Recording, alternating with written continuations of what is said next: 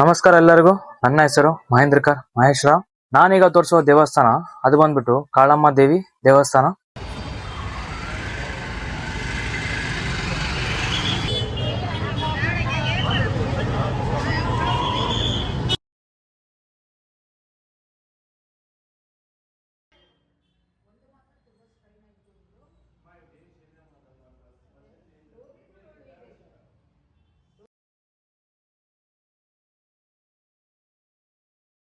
ಈ ದೇವಸ್ಥಾನಕ್ಕೆ ನೀವು ಹೋಗಿದ್ರೆ ಕಾಳಮ್ಮ ದೇವಿ ಅಂತ ಕಾಮೆಂಟ್ ಮಾಡಿ.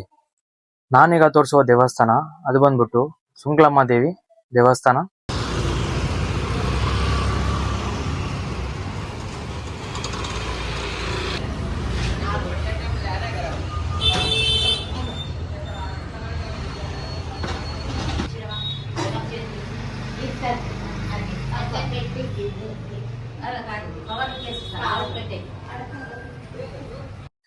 ಈ ದೇವಸ್ಥಾನಕ್ಕೆ ನೀವು ಹೋಗಿದ್ರೆ ಸುಂಕ್ಲಮ್ಮ ಅಂತ ಕಾಮೆಂಟ್ ಮಾಡಿ.